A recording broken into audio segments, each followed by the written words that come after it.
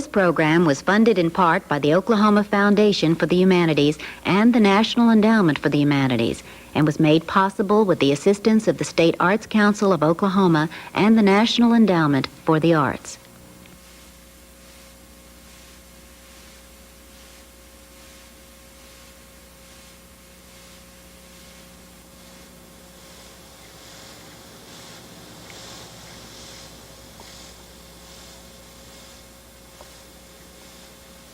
I was taught that if something good exists, it never dies. It's always there, and it just needs to be, I guess, stumbled upon again or rewoken. But it's never ceased to exist. It's still there. And this is what I feel about this shell work, is that it's never really ceased. It's always been there. And maybe this was one way that the old Indian people felt that they could communicate with us here in the future. And here the Indian people have been doing this for the last 2,000 years, so now it's kind of come full turn, and everybody's starting to look at these things again and realizing the design importance and the impact that it has. Even though they are very, very old, they've never lost their vitality or their freshness.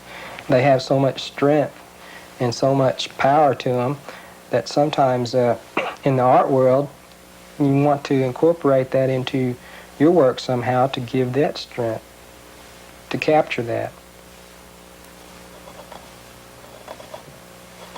And so that's what I've been trying to do, is to continue that on and to capture that strength and vitality. And maybe if other people can see this, they can feel it too.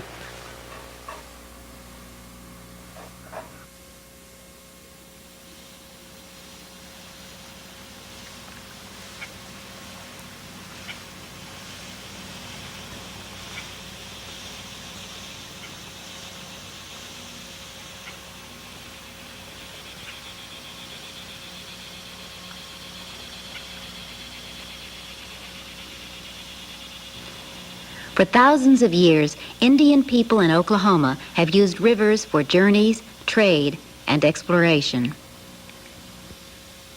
Now, a Creek Cherokee artist, Knokovtee Scott, comes to the Verdigris River as part of his journey back to the traditions of his people.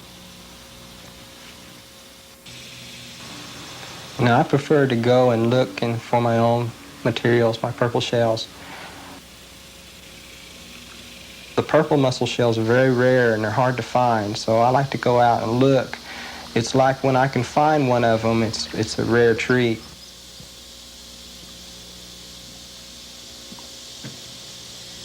So this is sort of like a gift from nature that I'm looking for, and then when I can find it and take it back and use it and make something out of it and add a little bit of something to the beauty of it, then make it into something that somebody else can appreciate, and it feels like fruit. From the beginning to the end, that whole process is very important to me.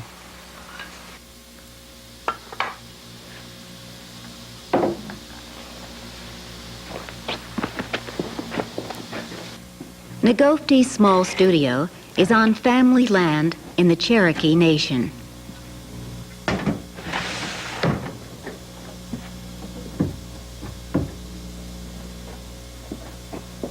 He uses modern tools to create shell jewelry inspired by his ancestors.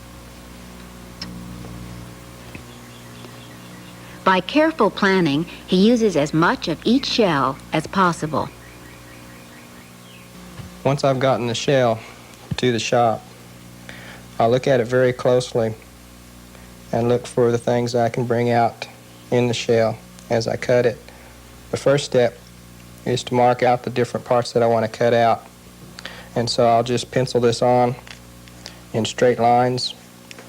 This will be the path that I follow for my trim cuts. And these different sections of the shell will be used for different parts of my jewelry. This outer edge, the thicker lip part, will be used for the beads. The center part here will be used for the gorgets. And this lower end will be used for the crescents and also for earrings. Some parts of the shell sometimes has imperfections in it. These are blister pearls, and I'll try to save this part and incorporate it into some form of jewelry later. I also cut out the hinge area here for earrings, and I'll save all this part here for later for beads and other things I can make from the shell. The next process, the next step, is to go ahead and trim out the shell.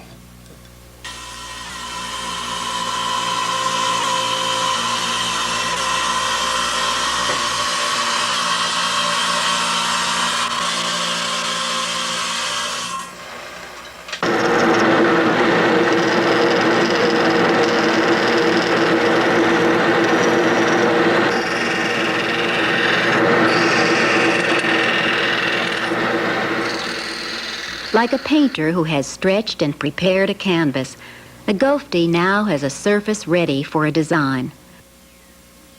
Ironically, his desire to know about Creek Cherokee designs came from learning a different jewelry tradition. In 1972, I went to the Institute of American Indian Arts in Santa Fe, New Mexico. And while I was out there, I began to study jewelry making and silversmithing. At that time, turquoise was sweeping the nation. It was the biggest fad in the Indian market. And a lot of Indian people were earning their living through silversmithing and cutting turquoise and making southwestern Indian jewelry. So while I was there, I started studying Hopi inlay and overlay, and also Navajo tufa casting, turquoise cutting. And so I learned all these southwestern Indian jewelry processes. And while I was doing this, this led me to become very curious about what type of jewelry that the Cherokees and the Creeks made. That led me on back when I returned to Oklahoma to study into the jewelry forms of the southeastern Indians. And so from that, it led me to the study of our ancient designs. And when I started realizing how our ancient designs looked very contemporary also, that led me more into wanting to try my hand at making something in the line of traditional Cherokee and Creek jewelry. When I first started looking into the design motifs and the ancient motifs, they were very mysterious to me because I didn't understand what they represented or what they meant. So as I began studying them, I found out more about the traditional past that we have, the southeastern ceremonial complex culture. And it's very vast, and these were the people who built the mounds throughout the southeast.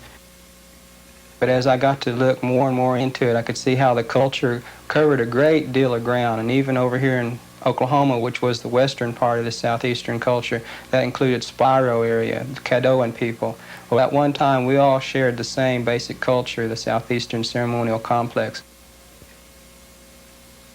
I looked at Spiro as being part of this whole culture, and there I got a lot of my design work to start because people kept asking me, you know, since we're in this area, to do some Spiro motifs. And especially since it represents this area, and they were the first Oklahomans, so to speak, I began to research that and to draw upon those designs. It's one of the places that has the most fantastic, elaborate shell work that's ever been found anywhere. The greatest concentration of it to be found was found in Craig Mound. And so that's just like a vast storehouse, a treasure house of information. And so I've started to look at it and to research it. And now I've started to do a lot of the spiral designs in my work. Dr. Don Wyckoff, director of the Oklahoma Archaeological Survey, is an expert on the people who lived in the Spiral Mounds area and the Temple Mounds culture. Here on the east side of the Spiral Mound occurs the principal burial mound for the leaders of this particular society, called the Craig Mound, and excavated by the WPA in 1936. This particular mound held the remains of over 700 important leaders in that ancient society. Because Spiro is such an important religious center, and because its political religious leaders were able to control trade between the southern plains and the southeast United States, they were also able to accumulate unprecedented quantities of important status goods. In particular, Spiro has yielded the largest quantities of copper artifacts and the most engraved conch shells that we know of for the entire North American continent. These drawings are based on artifacts found in the burial mounds and show how the elite class of this society may have looked. Chiefs, priests, and warriors expressed their power and status through rich and exotic display. Copper hair ornaments, intricate braiding of hair, ear spools, and face and body painting. Elaborate ceremonies and ritual dancing enabled priests and warriors to take on the attributes of powerful animals and birds of prey. Shellwork was an essential part of the ceremonies. Around their necks, participants wore circular pendants called gorgets. Many rituals included the black drink. This strong herbal tea was taken from engraved shell cups. I like to think of Spyro as comparable to ancient Delphi in Greece. Although it wasn't the largest city, although it didn't have the most spectacular architecture, Delphi was a place where philosophers, thinkers, and religious people came to share ideas and to learn from one another. And I think that's the way Spyro functioned in prehistoric southeast United States. The Interpretive Center at Spyro Mound State Park educates visitors about Spyro's role in the network of mound cities that flourished in the southeastern United States 1,000 years ago. One of the most remarkable developments in prehistoric America occurred around AD 800 when a number of societies became intensive farmers of corn, beans, and squash, and developed some of the most complex societies that we know of for the area north of Mexico. These societies persisted from around AD 800 to AD 1400, and they occupied a vast area of the southeast United States. Each one of the locations shown here was an important ceremonial center, a political center, and also important in a widespread trade network that existed between the southern plains and the southeast United States. The Mississippi River system connected these cities. Traders in canoes carried shell from the west coast of Florida to Spyro, and carried as well ceremonial objects and customs. Many artifacts used by the leaders of these societies were of similar styles, and some of them carry motifs and designs that were shared among the many societies throughout the southeast United States. For example, we have here an engraved gorget from Spyro, and these engraved shells are becoming extremely important for archaeologists because there's a lot more study going into the kinds of motifs and designs that are depicted upon this. This particular engraved shell gorget comes from Spyro and is interesting because it depicts two dancers who are wearing costumes, who have on a distinctive style of headdresses, and who are carrying a shield and rattles. The rattles are interesting because of the designs that they show on them. In the central part of the gorget is depicted a raccoon and also the four winds symbol. Many of the motifs and designs shown on this engraved gorget are similar to those found at sites in Alabama and Tennessee, the traditional homelands of the Creek and the Cherokee Knokovtee's ancestors.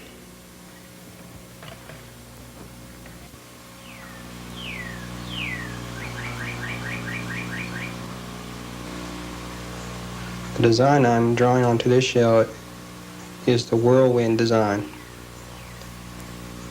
Now, I was always intrigued by this. I know that there's a clan called the Wind Clan among the Creeks, and I just assumed that this design represented that. But as I got more involved into researching and talking to other Indian people about what these motifs meant, I came to find out that this was called the Strength of Life Design, and this was told to me by Philip Deere. The strength of life comes from things that you find in nature, like the whirlwind, the tornado, the whirlpool. And it also represents the movement that the Indian people dance around the sacred fire in a spiraling motion.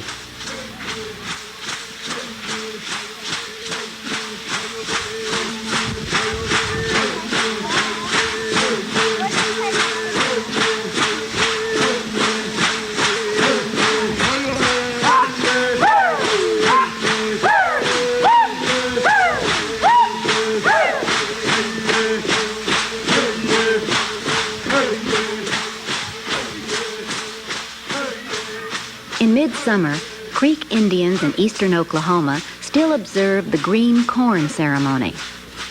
These 4 days celebrate the first harvest of corn and the beginning of the new year with dancing, feasting, and fellowship. Although ceremonial shell cups are no longer used, taking herbal medicine is still part of the ritual. This ceremony renews the strength of the tribal community and is a direct link to the culture of the mound builders. In the center of the ceremonial square, there are the 4 logs. These 4 logs represent the sacred fire that's kept burning continuous from ancient times. On this gorget here, the 4 logs are represented by these motifs circling this inner circle. These 4 logs represent the 4 seasons, also the 4 phases of a person's life. When he's an infant, a child, an adult, and an elder. One of the final steps is to paint in the recessed lines that have been inscribed into the design. This color of red complements the color of the purple shell and brings the design out from the background.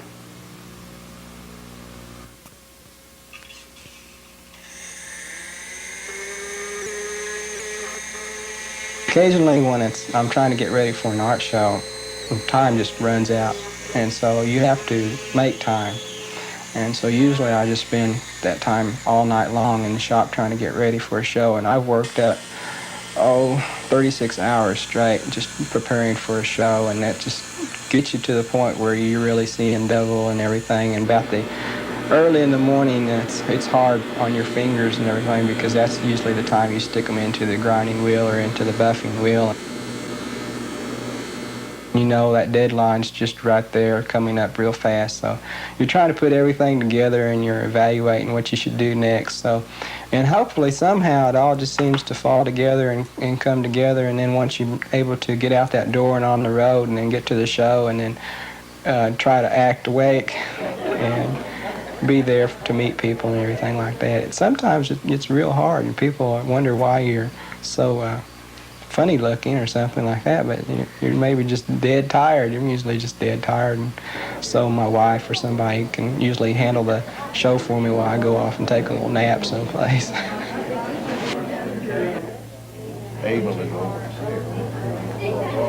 Part of the enjoyment that I get out of making it is also to see the person that it eventually might sell to. I like those beads now that you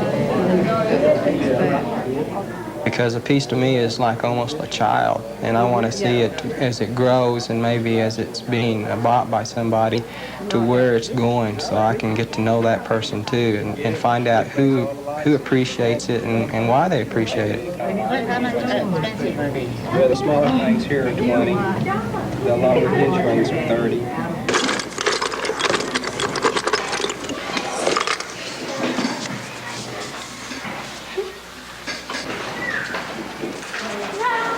Is this a good yellow? Mr. Scott, That's good, Crystal. You need to work a little bit on your coloring technique on the inside cross. Cover up the white spaces. I teach elementary Indian art, And so basically I have to teach the fundamentals of art. So I have to teach basic shapes and basic designs. And I use the traditional motifs in doing that, especially the circle, the square, the triangle. Teaching these basic forms to the children and showing them how to put them together into these different motifs. From the bottom of the outer circle, over here, and then around here, and then around here. What this represents is the strength of life movement, okay? It's also the whirlwind symbol that goes around. And then also I can teach them the names of the motifs and what the designs represent. The leader will come out, and he'll start out. And so my main curriculum is based on the study of Indian art. And I feel this is so important because most of the little Indian kids there don't really have a background in their own traditional culture. What they know is what they see on TV and through the movies, and it's just like little white kids too. They have a stereotyped view of what the Indian is. They all feel that we lived in teepees and rode horses on the plains and hunted the buffalo.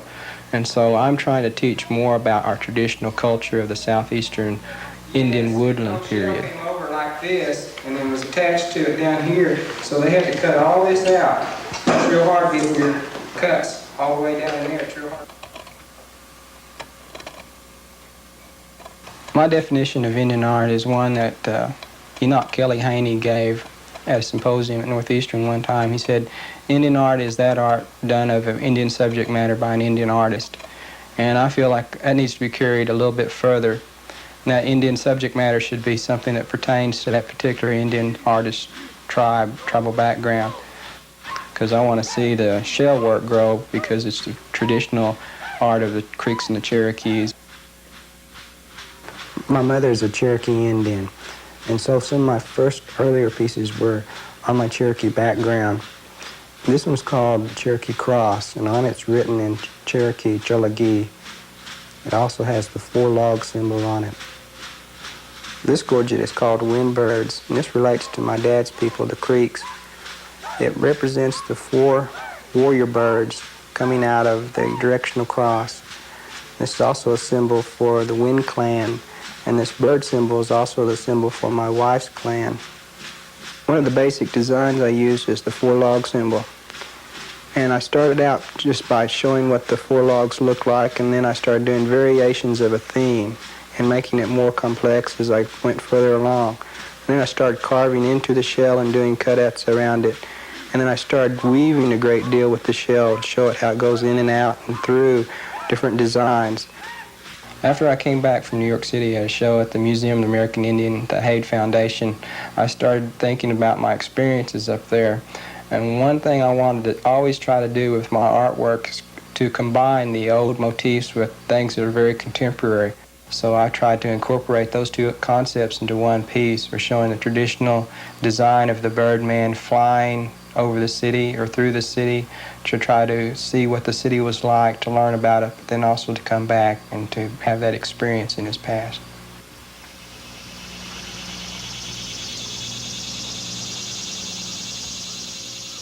As an artist, I'm looking for a direction, and I gain that direction from my heritage and from nature and those things that are around me.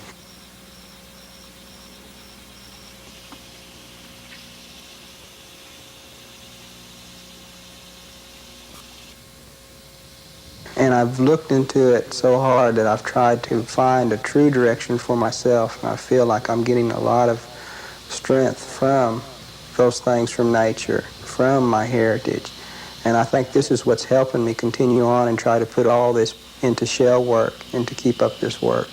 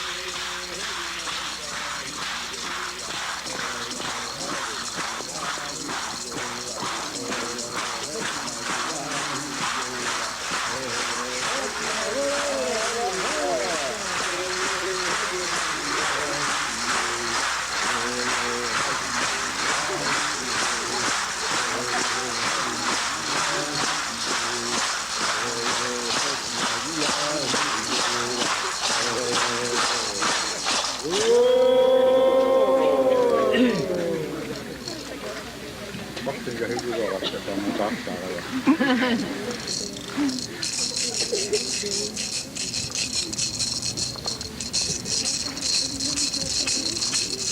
Hele magia hiyoa, hele magia hiyoa, hele magia hiyoa.